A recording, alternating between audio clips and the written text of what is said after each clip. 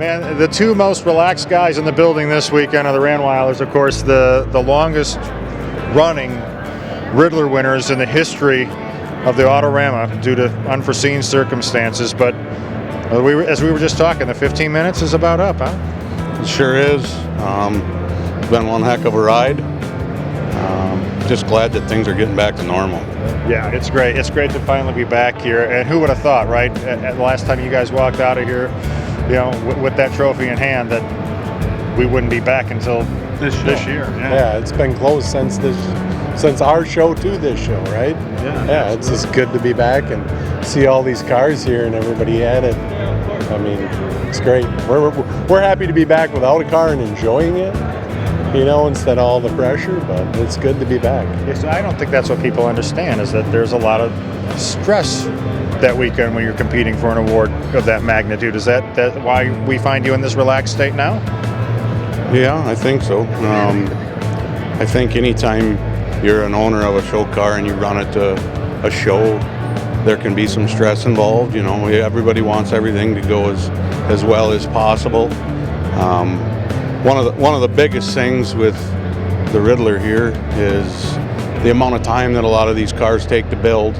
You know, some guys are spending 10 years, and it's all for one weekend. And then you get here and you all have the same dream, and inevitably at the end of the weekend you only have one winner. But usually all the cars are awful nice vehicles, and it isn't until after that show do you usually get to meet each other and kind of become friends, because while you're here everybody's got a focus and it's just kind of a blur. A new winner will be crowned this weekend. I know you guys are excited to see who that'll be. In the meantime, what are you guys working on? Is there something going to come back here in a couple of years? What can you give us any little hints? Yes. Yes, that's it. That's all you can say. Yes. All right. And the goal is to come back with something to compete for another Riddler. Yes. Okay. You know, when we initially built the wagon, we had the dream and we had the goal to build a car that could win. You never know what shows up, and you never know how the judges are going to look at the cars. You know, that was a heck of a big goal and a dream. You know, this weekend will crown the 58th winner. You know, there's even fewer people that have managed to be successful more than once, and you know, that has to be our new dream and our new goal. Might never happen, you know. We've talked about it many a times. We can spend the rest of our life chasing that dream and never achieve it again, but we're gonna have fun trying. The 57th winners of the Riddler Award, victorious for the last 2 years, but coming to an end, but not the end of the Randwylers and the awesome creations they have going on in New Ulm, Minnesota, right? Did I say that right? Yes, sir. Oh, look at that. I got to tell you, as you already know, this is not your average 31 Chevy. No, not at all. Tell me about it. This was a junkyard find. Many years ago, we had a 32 Chevy and we lost it in a fire with an arson. And the guy that owned a junkyard just came in and he says, I have a car for you. Well, it went home. We had little kids. It went under a tarp. It stayed there. We had another car we were working on that we were not getting married until it was done. And we finished Was that you or him that said that? Him. All right. And we finished it the year of our 40th wedding anniversary. Oh, how So it was cool. a Detroit 3 years ago. And so this one, when we took it home, the builder brought it home. He said, you have that car, I want that car. So we worked, and 2.5 years later, this is what we have. And what's the builder's name? Who? Oh, it's Bruce Harvey at ProComp Customs. And where are they located? They are in Glenshaw, Pennsylvania, which is right outside Pittsburgh. Right outside of Pittsburgh, near my hometown in Youngstown, Ohio. Yeah. Wow, there's a lot of work. Now, you said it took 2.5 years. How did COVID factor into that? It actually gave us another year to tweak and make things better. And I mean, if you really look underneath, you don't see a bull head. Everything's countersunk. Nice. It's well, that's what it takes. I mean, you're a winner of the fact that you made it to the grade 8, and you know that. And we're very happy with that. And good luck on Sunday. But obviously, this is definitely in contention. Thank you. We love it.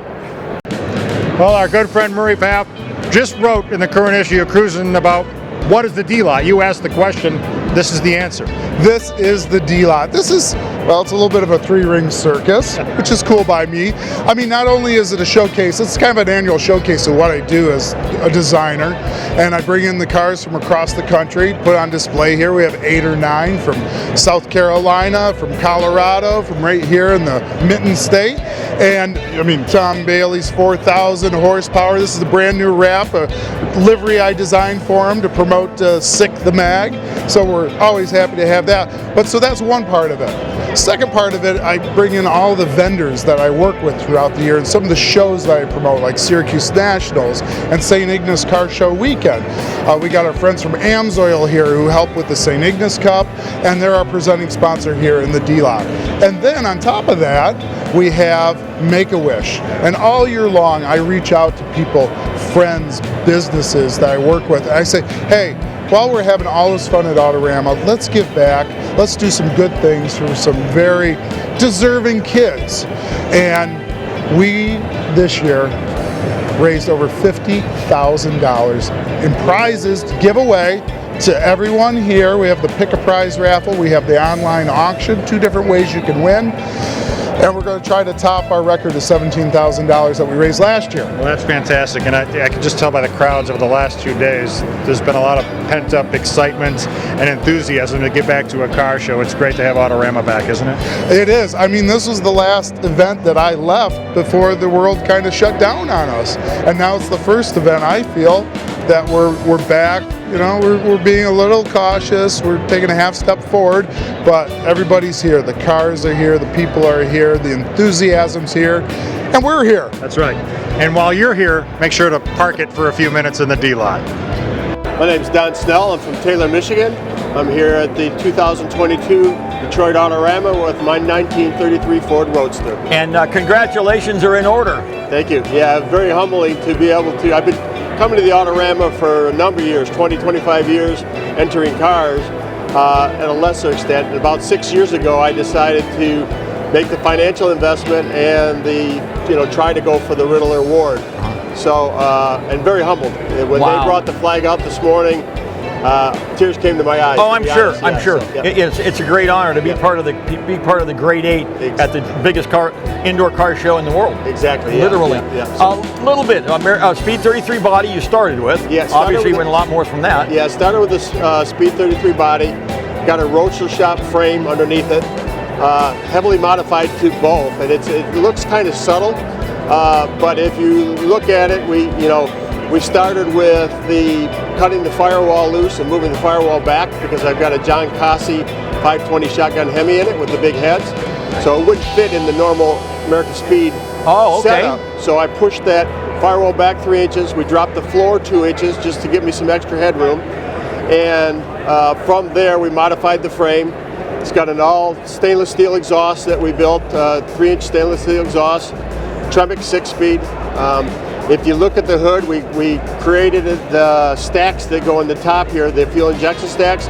Those were all hand built for this process because they don't make them that long for this type of car. Cut the holes in the hood. The hood's been lengthened about 2.5 inches to match the grille.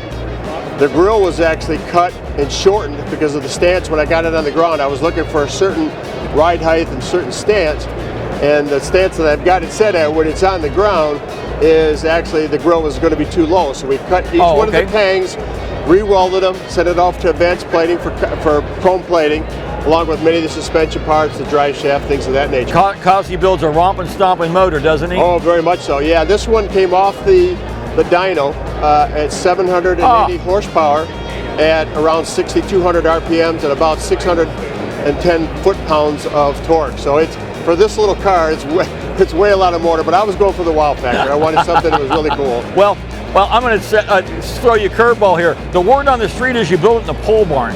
Yeah. I mean, I have I imagine it's not a pole barn. No, well, it's a nice shop, but it basically is a pole barn. I've got 4.5 acres down in Monroe, Michigan, that I started with the shop. I've got a team of friends that actually helped me build it, and so it's not professionally built per se. We've been, like I say, we've been building cars for the whole our whole childhood all the way through. Well, it looks like you know what you're doing, and your friends know what they're doing. Thanks for sharing it. Congratulations. Good luck on Sunday. Yeah, thank you. I'm looking forward to it. Again, I'm just thankful to the whole Autorama crew I've been coming here for years and will continue to come here. But yeah, very humbling experience, and I can't thank them enough. Great, thank you so much. Thank you. Right over your shoulder is a car that many of us looked at a month ago when it went across the block at Mecum Auction in Kissimmee, Florida for $2 million. Now, many of us had looked at it many years before that in the pages of so many magazines. Tell us about this car, Dave. Well, this is the best of the best as far as customs with a K go. You know, George and Sam Barris built this in 1952 from a brand new Merc for Bob Hirahata, and from day one it was a hit, and over time it's become the car that all traditional customs are sort of judged against. Like, this car set the bar in 52, and that's where the bar's been since. Now, I heard that the Barris brothers did the work on the car, and Bob got in it and drove it to Indianapolis. Is that? He did drive it to Indy. That's amazing to me. That just doesn't happen today, normally. No, but I think back then, after you only spent $500 for a car, it was probably easier. I wonder what the mods cost. Any idea? Any thoughts? Back then. You know, I think I have a menu from Barris, and I think that a top chop was like $200 and a section was $3. Oh my God. It's so much work for so little money, you know? Crazy. What an incredible car when we look at it as car enthusiasts and we go, yeah, they hit it on the mark, they made it look like a custom. No, this was the custom that all the customs after wanted to look at. Where does it live now? Now it lives at Galpin Motors in Van Nuys, California, and it's part of a wonderful group of historic custom cars, and we're just happy that we get to share it with the world. We're happy. We were happy that you share it with the world. Thanks for bringing it, Dave. I appreciate it. Thanks, buddy. Take care. So I'm John Jarnson. I'm from here in Dearborn, Michigan. And you kind of coordinate the panel, they call it the Panel Jam, Pinstripe Auction? Yep, I'm the chairman of the Motor City Auto Art Mavens, which is the volunteer group that puts this charity event on every year. And I see a lot of folks back there doing a lot of great work. These go to auction then? Yeah, so all of the work that's generated either today or that they bring with them, we donate that and we auction it off for Leader Dogs for the Blind. And Leader Dogs, I've heard that before. Is that something that you do every year for Leader Dogs? We've been working with Leader Dogs for at least the last 10 years, maybe 11. We did do some previous work with other charities before that. Great, and I know we're just getting started here. It's Friday. By tomorrow afternoon, how many stripers will you have working? So we've got 63 stripers registered this year. We've had up to 80 in the past. Wow. Yeah. Fantastic. Well, thanks for sharing the information. You guys do great work, and it's a great cause. Yeah, thank you very much. Thank you, John. Another year at the Autorama. I see every year, Mark. We've been friends for a long time. As you know, I love all your stuff. I bought some of your stuff. You bought some of my stuff. Yes, How many years at the Autorama? This would be 21, 22 years, I think. You must have been here for the first time they did the Toyorama. Maybe not the first, but shortly after. Yeah. Now, your stuff is a little more unique than some of the other Hot Wheels and some of the other stuff over here. Tell us about what you kind of specialize in. I specialize in vintage memorabilia, model kits, slot cars, posters, patches, decals, magazines. I do some car parts, small stuff, what I call trinket stuff maybe. Some car accessories, but everything I try to sell is vintage. Vintage meaning it's original. Original, it's not reproduction. Right. From the 60s, 50s, 40s, 30s. And I know you travel a lot. You go to a lot of different shows, don't you? Yeah. I see it at Carlisle. This is the furthest west I come because I'm coming from the East Coast. So this would be the furthest west I come is here. And I'm going to guess that people come to you and go, hey, I got some of this stuff at home. Oh, absolutely. That's how I buy some of this stuff. That's how I met you. Yeah, exactly. Exactly. Mark, you always have a great display. I always love looking around at it, and we appreciate your time. We'll take a quick peek at it. Okay. Thank you, my friend. Thank you. We teased that you would see this car at Autorama Extreme in our current issue of Cruis'n Media, the March-April edition. Here it is in person, created by our friends at Rat Rod Relics. This really cool wagon that Craig and Cheryl Speck, the Rat Rod Relics, have called heavy metal. Guys, beautiful car. What can you tell me about it? Thank you so much. We appreciate the opportunity. It's a 1957 Chevy wagon, completely modified, obviously. It's on a 94 Buick Roadmaster chassis, so it's got a 5.7 liter engine and a 4L60 transmission. I know you guys were working on this car just especially for Autorama. What's it like to finally have it done and have it here? I would say a relief, but it's still a little nerve-wracking. This is such a cool show always to be a part of it. What's it mean just to be here? This is something that I've grown up with since I was born. My father used to tour with Autorama years ago, and bringing my husband into it, it's just fantastic for both of us. This is more than just a hobby, it's a passion for us. Craig, I know you named the car heavy metal. I think maybe the reason behind that is obvious? It is, because of the looks, and also because of, I don't know if you noticed in the back, there's a 1989 HM Stratocaster. It's a heavy metal Stratocaster, Fender Stratocaster guitar. Does that go with the car? Probably not. I bought it new in 1989 when I was home from the service, so probably not. Do you play a little bit then? Not as much as I like. Back in the day I played a lot, but not as much as I like. But you don't have to be a musician to enjoy some heavy metal here, right? For sure, for sure. Thank you guys so much. It's awesome. Appreciate it. Thank you. Thanks. Tell me about this and how you came across it and what you've done to it. So about 6 months ago, my buddy Justin took me for riding this thing, and we were coming home from Woodward, and I'm like, dude, I got to get a chopped Model A. So then we're on the internet searching, and my buddy called me up, and he goes, I got a bone stock Model A. So November, we went down there and got it, and then chopped it 5 3/4 of an inch, and this is where it's at now. There's not a lot of young guys driving around chopped Model A's. Yeah, I know. It's in my blood. Grew up around it, and it's all I really know. It's actually a lifestyle. It's not a passion. How long have you been working on cars then? You said you grew up with it. My first car was a 63 Mercury Common. It's all the way at the end. I got the car when I was 13.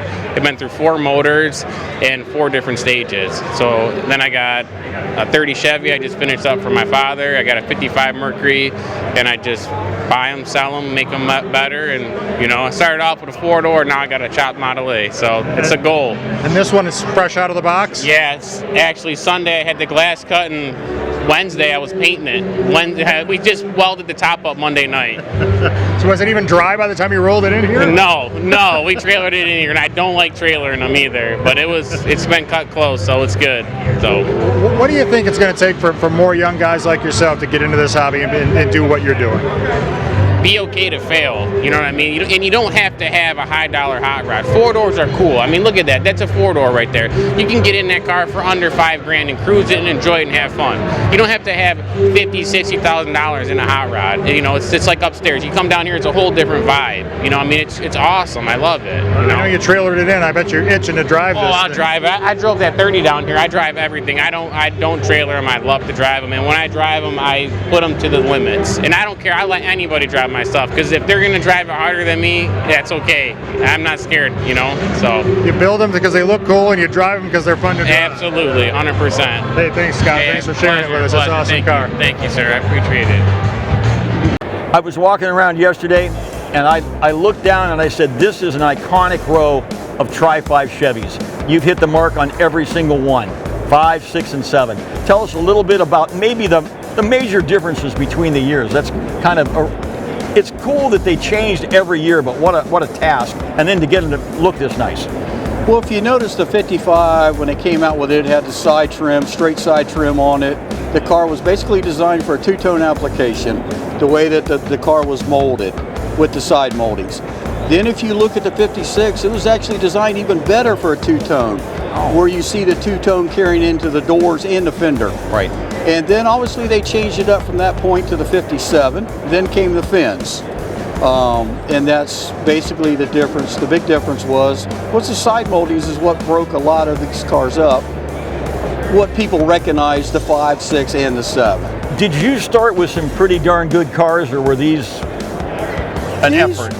These were pretty decent little cars. Today it's hard to find a good solid builder. That's the problem. A lot of these cars have been built, they've already been picked through. What you find now, we're finding cars now that's been sitting for 20, 30 years that people had the intent to restore them. And either age caught up with them or money was an issue. And they finally had to let them go. They're still out there. You just got to pig and poke and turn rocks over, and you can still come upon them. And then you got to find the right person to do it. Where is your shop at? We're down in Melbourne, Florida. So you can drive them and work on them all year round. That's what we do for a living, yes sir. You know, the icing on the cake with these Tri-5s is all the tops come down. Drop tops. That's the way to go. As they say, top goes down, price goes up. Thank you, Dave. Where did you get these pictures? Where do you take them? I have been all over the country photographing these cars. Some people go on vacation to the beach. We go to junkyards. I started photographing a place called Old Car City in White, Georgia.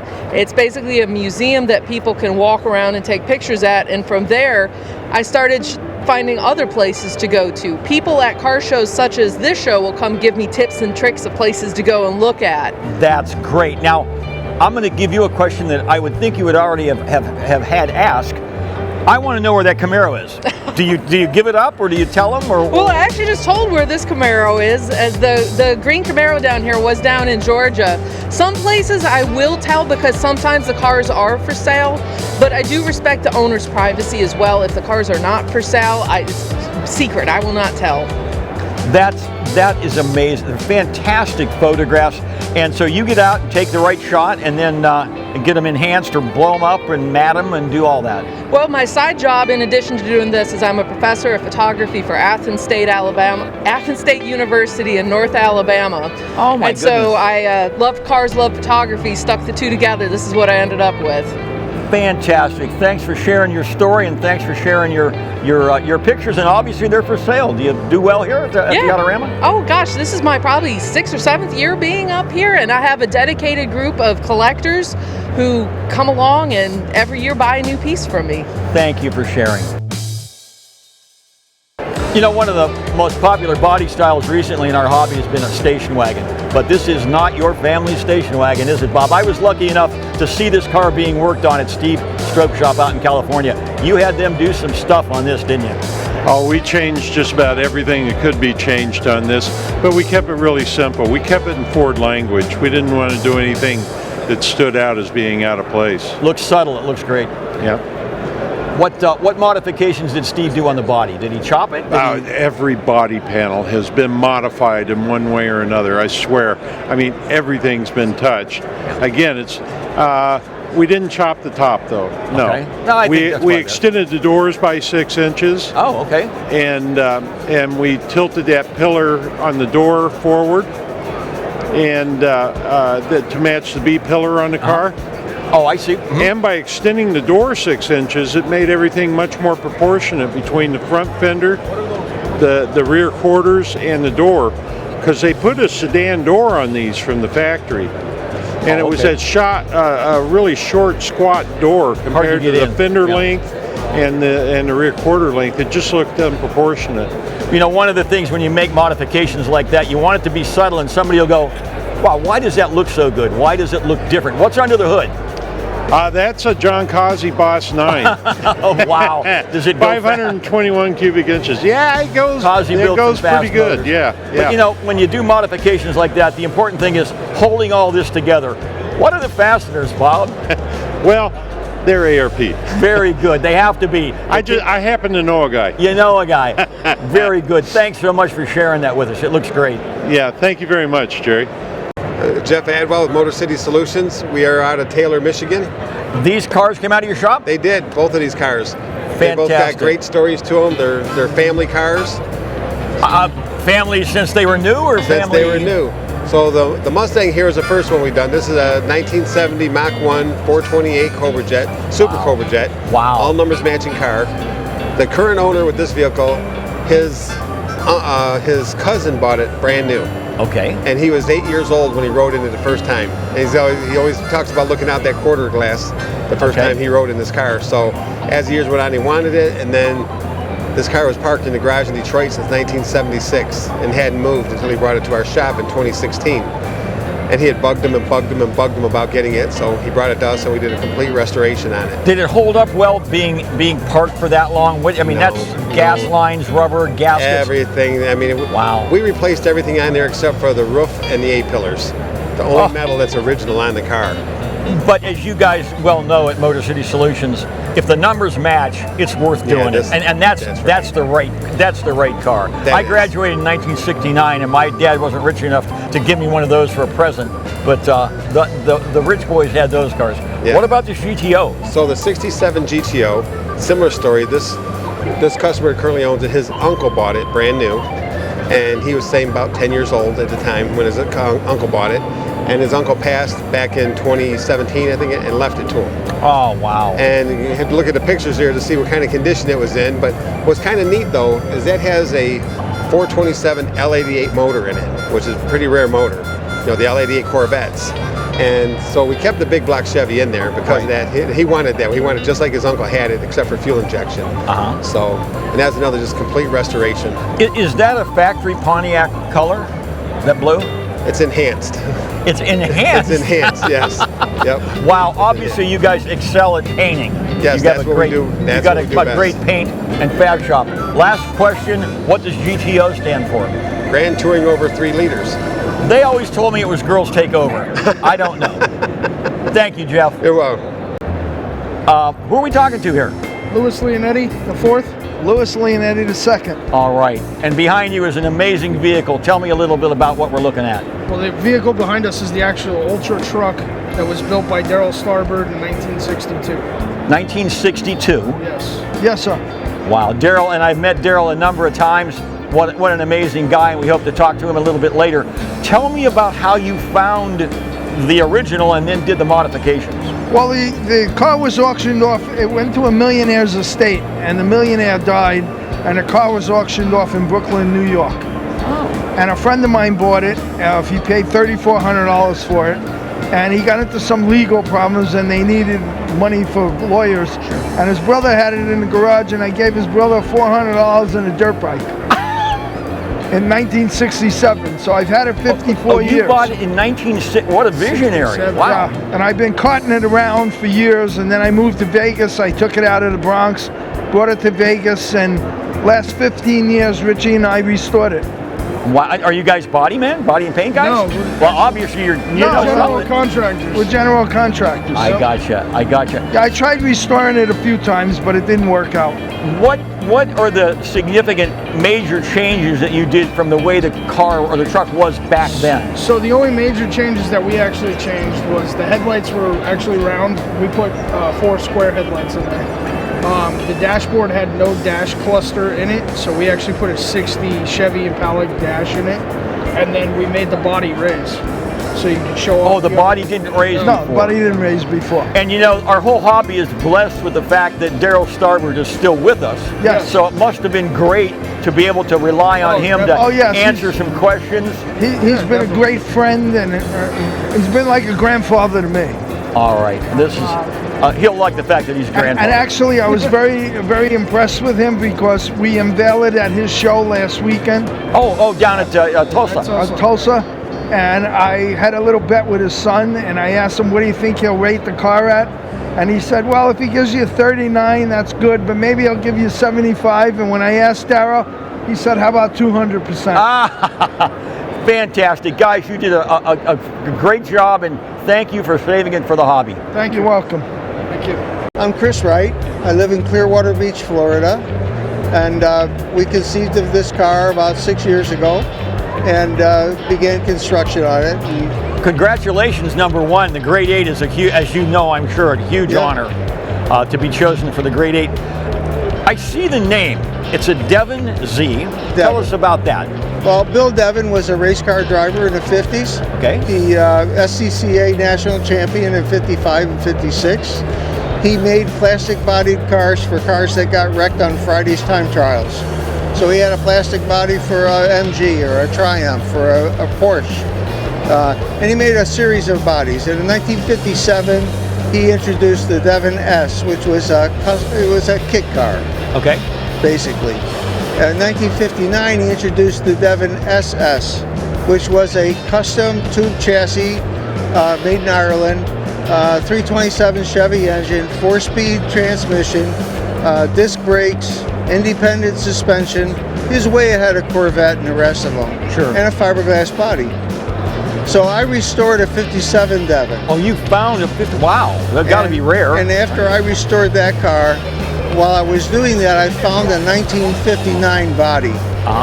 So I used that body, and my idea was, if Bill Devon was alive today, what would he build? What would he build? Okay, so I know he loves Chevrolet. That was his passion. So we put a Chevrolet LS7 engine in this. And this replicates somewhat the 57 or the 59, or is this, you took it one step further? This is way beyond 59. You took it one step. Okay. And what's this is a composite body? It's a carbon fiber body. Carbon fiber body. Well, it looks fantastic. Out of the mold, it weighed 161 pounds. Wow. Wow, that's amazing.